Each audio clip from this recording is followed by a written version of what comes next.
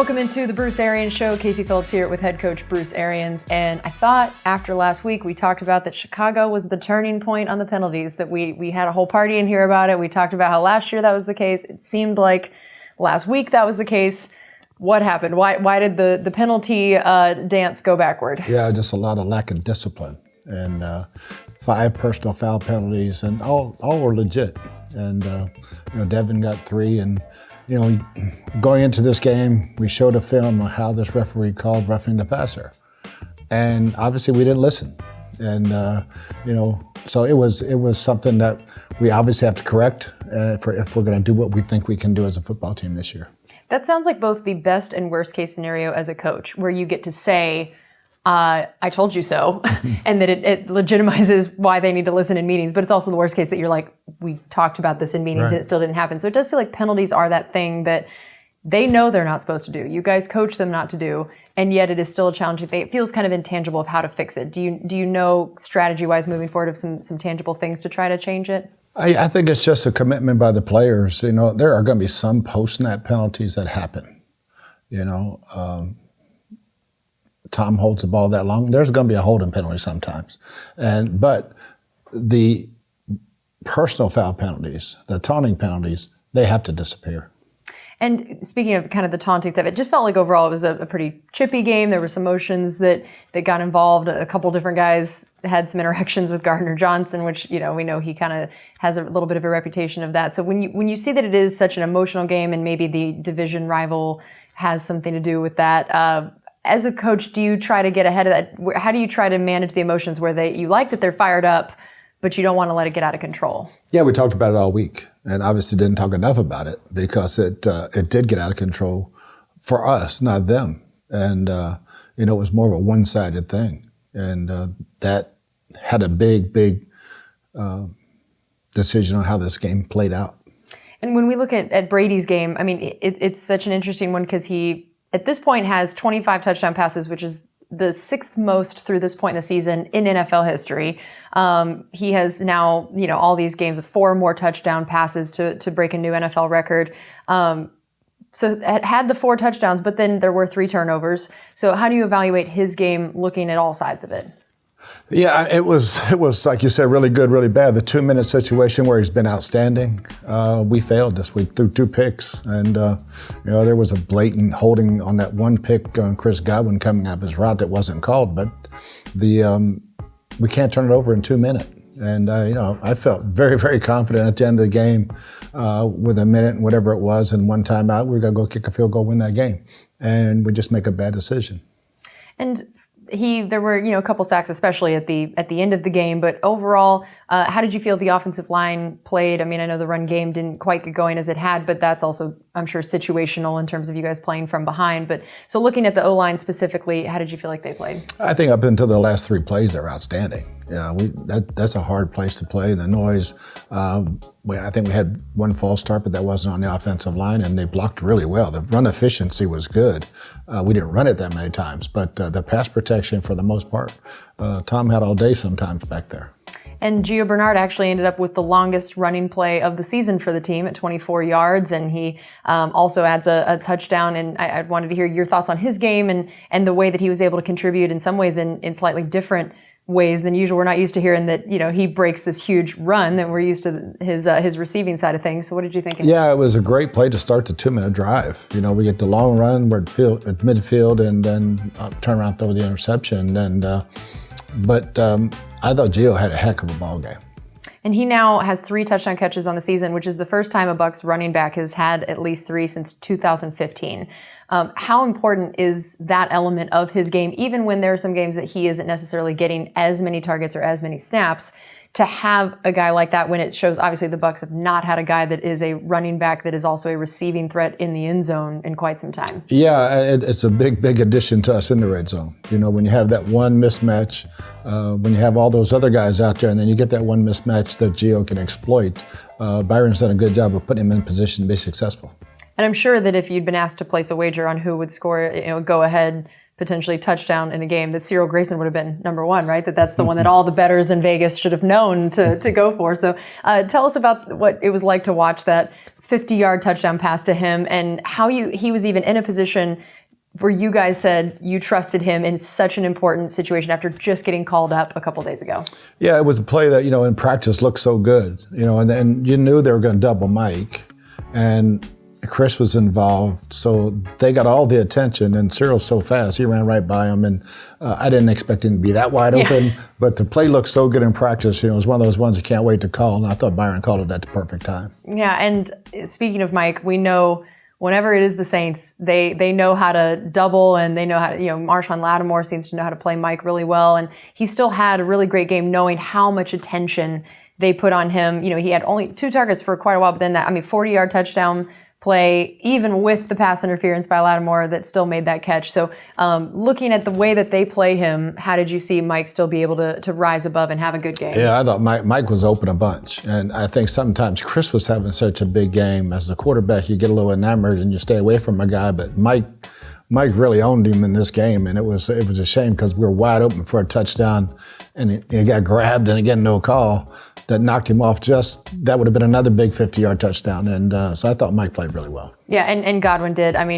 4th most yards of any game in his career with 140, and the most since 2019, plus his touchdown. And so much of that was yards after catch. He was the toughness of those routes as well. What was unique about this game for him, even that he has had so many good games, but to know that this one was definitely one of his best yardage-wise? Yeah, it was a real good matchup for him. And Chris is so physical in the middle of the field and such a good run after the catch guy. And, Tom get really good balls on him and give him a step. Now he'll stiff arm you and take it away, and he did that twice. And I know last week we talked about Tyler Johnson, that when I was asking you about the way to fill in for AB when he was out, that Tyler was a name you threw out as a guy that you had expected and hoped to maybe look at a little bit more in that role. And it looked like this game we saw a little bit more of what you'd hoped that would look like.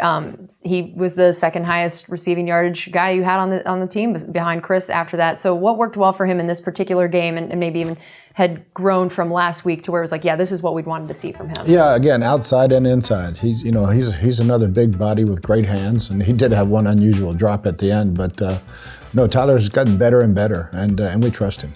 Yeah, it does seem like the percentage of his plays that end up happening on pretty key third down scenarios or big moments is pretty large compared to the fact that especially he's such a young guy. What made you so early on know you could trust him in some pretty big situations? Yeah, it's just the way he practices, and ever since he's been here, he has those great hands, and he's a clutch guy. He's going to get singled, so he has to win. All right, well, we still have more coming up here with head coach Bruce Arians, so don't go anywhere.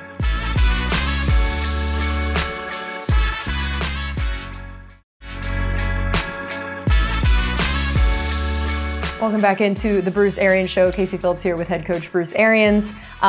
I know we talked about the run game did not necessarily get called as much just because of the game scenario. So I wanted to hear what you thought of the performances you had from Fournette and Rojo. They ended up, combining for only 39 rushing yards, but again, it just was a little bit of the lack of opportunities. So what did you see as their execution when they were out there? Or was it anything outside of just game scenario of why that wasn't a bigger part? Yeah, it was just game scenario. They both played, I thought, good.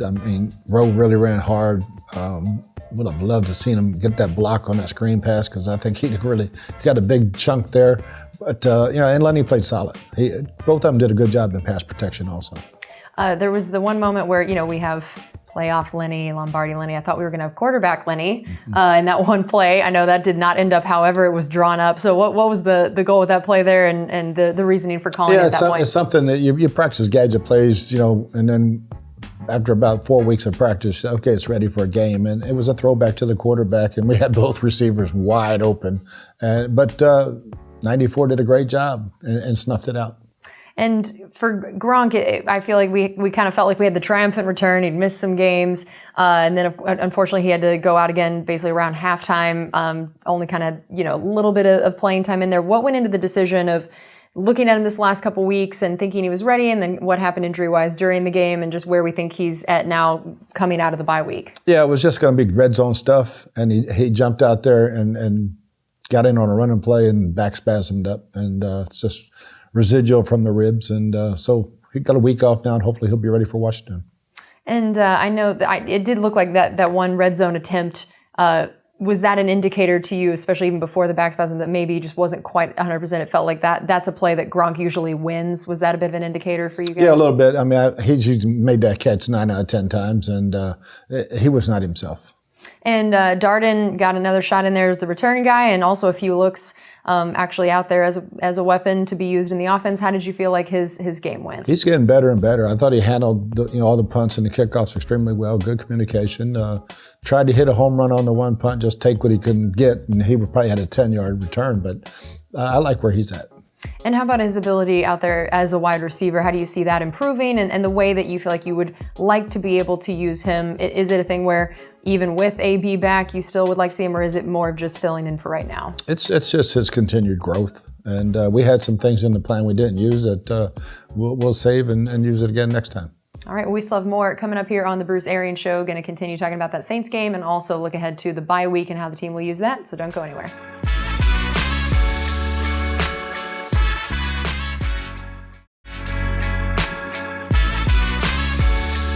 Welcome back into the Bruce Arians Show. Casey Phillips here with head coach Bruce Arians. I know that going against Jameis was going to be a big storyline, and then so unfortunate to see him get knocked out. You never want to see anybody leave a game early. So what did you think of his performance before he went out, with injury, and then hearing about the fact that he was going to be out a significant amount of time? Yeah, I felt terrible. And Jameis, nobody works any harder than Jameis. And I know how much it meant to him. And he was having a heck of a game. And people don't realize how good a runner he is. He's always been great when we had him. So he was playing outstanding. He was protecting the ball, but he was making a lot of plays with his legs. And it's just so unfortunate that happened to him. Yeah, and looking at the way the horse collar call as a coach talking to Devin or the guys, how did you understand, the rule? Did you understand in that moment that when you see the jersey, when you see all the nuances of that rule, that there was a lot of arguing going on about that? What did you say to Devin after that, or the way that you coached that rule? To me, he was under the nameplate. He just had him by the back of the jersey and didn't fall on his legs, didn't do all the things credited with a horse collar tackle. I didn't think he had the nameplate. So to me, it's still a referee's decision. Yeah, and then they switched to Trevor Siemian, and I would love to know, as a coach, when all of a sudden they're being led by their third string quarterback, a guy that had not had a touchdown pass since 2017. I know you guys love watching film, and usually that's the perk of a division rival, is the familiarity. And then you end up with guys like him and Kevin White making a catch, the guys that you probably don't have any tape on for quite some time. What is that like to have to, in the middle of the game, think about a whole new game plan, or do you change anything about the game plan? No, you don't change anything. They're going to run the same offense. And it's not like Taysom Hill is going to come out there and start running Power O and all those kind of things, Wildcat stuff. So, no, Pierre Desir played a really good game. He got caught one time moving forward when the ball was snapped on the fast receiver, and you knew Kevin White was going deep. That's the only reason he's in the game. So he just got caught on a technique thing, and Siemian made a nice pass. Yeah, and how did you think Trevor Siemian played? What could that look like for the Saints moving forward with him out there, and compared to what you guys would have maybe expected out of a third-string quarterback? Yeah, I mean, he was a starter in this league, so he played well when he was in Denver, and he's there for a reason. And now Alvin Kamara, a guy that you've had to face many a time, it feels like at this point. What have you learned about going against him over the years, and the way you try to game plan for a guy like him? Oh, I thought in every game we've taken care of him. He had 75 total yards. We misplayed the pitch on the goal line, but I mean, to me, he didn't hurt us at all. Yeah, and so what do you feel like you guys have done so well over the years, learning the ways to contain a guy that, a lot of teams in this league can't figure out how to contain him. So what do you think it was about the defense that matches up well against him, or the way you guys have tried to scheme it? 2 linebackers that can run really fast. Yeah. Which, speaking of that, you have Levante back. I know that's music to your ears. And what did you see as him coming back doing for the defense, for the team overall? And I'm sure probably just him being excited to be back. Yeah, his overall leadership on the bench when when things were going haywire with some penalties, he's the calming force. And we had that great stretch where we got back in the game and got the lead. And that was probably the most disappointing to me thing in the game was losing that lead. And I saw both Levante and I also saw at one point Sue being kind of in the huddle on the sideline talking to the defense as well. How much do you see those moments with this team? With all these veterans and all these guys, the way that you as a coach can only do so much when it comes to the emotional state of everybody. I know that you still are going to try at halftime things to correct some stuff, but to have guys like that you can rely on as almost other coaches, what does that do for you guys in a game like that? Oh, it's fantastic. Sue's always been a great leader, and probably played his best game. Avante's, that's been him since day one. So, yeah, it's a blessing to have those type of leaderships on defense. JPP is the same type of guy. Yeah, and Sue did get the lone sack of the game. And what did you think it was about this matchup that led to what you said was maybe his best game of the year? Yeah, he was healthier. Had a little banged up knee last week, but took the week off, got himself ready to roll, and played a heck of a game. Going against a guy like Sean Payton, that you know and respect so much in this league, when you see things like he goes for it on that 4th and 1 so early in the game, does that tend to tell you something about his mindset? And as a coach, that, and then were you surprised maybe when he did throw it at the very end, when there are 2 minutes, with the ability to run the clock down? Were some of those decisions as a head coach, when you're watching that, what does that tell you about the mindset and the game plan that he has? Yeah, he was going for broke. And again, at the end of the game, I'm trying to score too. I'm not giving the ball back to Tom Brady with a 1-point lead. And like I said, I felt very, very comfortable with a timeout in a minute 20, whatever it was, to get 3. So outside of Sue, who we talked about had a really great game, tell us about the rest of the D-line and outside linebackers, that front, how you felt like everybody played. Other than the penalties, a big 3rd and 5, we jumped off sides in that last drive. And I thought Vita had a heck of a game. I thought Shaq and JPP batted down 3 balls, and they both played okay. But the penalties, that just disqualifies everything. I saw that Richard Sherman dressed but was not a factor really in the defensive side. What was the decision-making of bringing him back from injury and having him dressed but then not having him really a part of the game plan? Yeah, he was just an emergency guy. He wasn't healthy enough to play many snaps. Had somebody gotten hurt, we'd had to put him in. And where do you think he's at in terms of the mental side of knowing this defense now, that having been brought in and thrown into the fire so quickly? Does he seem to be in a good place now of when he does come back? Yeah, I mean, he's done a great job coaching. So he's obviously knows what we're doing now. So it's just a matter, hopefully we're going to get Sean and Carlton both back. So. All right, well, we still have one more segment coming up, looking ahead to the bye week and the second half of the season. So don't go anywhere.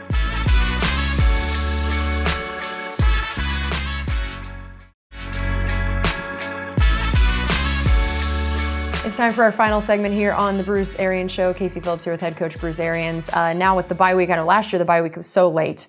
Now you have the extra regular season game for the first time, and you're basically getting the bye week right at the halfway point. What are some of the pros and cons of having it now when it comes to things like injuries, and then also coming off a tough loss where I'm sure you'd kind of prefer to get back out there? What are all the pros and cons of having it this coming week? Yeah, it's great right now. I mean, hopefully get back. We'll get at least 2 players, maybe 3 back off of injured reserve.